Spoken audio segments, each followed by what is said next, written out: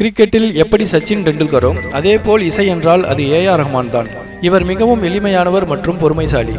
AR ரஹ்மானை ஒரே வார்த்தையில் விவரிக்க வேண்டுமானால் அது மேதை என்ற வார்த்தையாகத்தான் இருக்க வேண்டும். இத்தகையவர் 1966ஆம் ஆண்டு ஜனவரி மாதம் 6ஆம் தேதி தமிழ்நாட்டின் தலைநகரான சென்னையில் பிறந்தார்.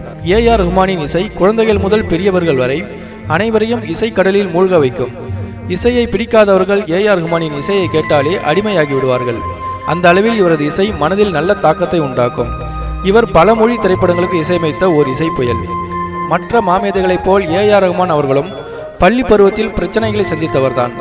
அதுவும் தனது 15வது வயதில் பள்ளிக்கு சரியாக செல்லாத காரணத்தினால் குறுகிய வருகையின் காரணமாக அவர் பள்ளியில் இருந்து வெளியேற்றப்பட்டாராம். ஏஆர் ரஹ்மான் பிறப்பில் ஓர் இந்து. இவரது இயற்பெயர் திலீப் குமார். தனது தங்கையின் உயிரை பறிக்கும்படியான நோயில் இருந்து இஸ்லாமியர் ஒருவர் முற்றிலும் குணமடைய செய்ததால் இவர் இஸ்லாமிய மதத்திற்கு மாறினார். ஏஆர் ரஹ்மான் தனது 20வது வயதிலேயே இசைத்துறையில் நுழைந்தவர். இளையராஜா, MS விஸ்வநாதன், குன்னக்குடி வைத்தியநாதன் உள்ளிட்ட பல இசையமைப்பாளர்களிடம் பணியாற்றினார்.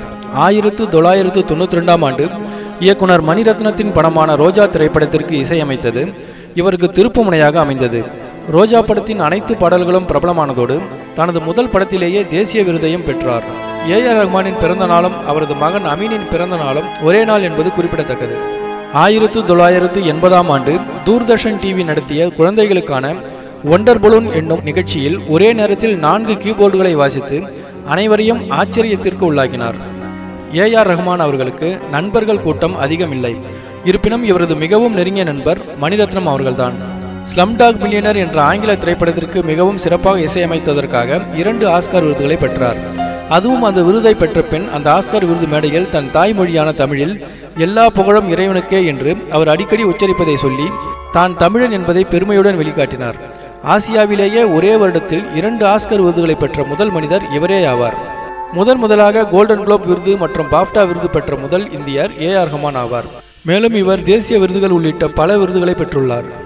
இந்தியாவிற்கு அதிக அளவில் பெருமை தேடி தந்ததால் இவருக்கு இந்திய அரசின் உயரிய விருதான பத்ம பூஷன் விருது 2010ஆம் ஆண்டு வழங்கப்பட்டது.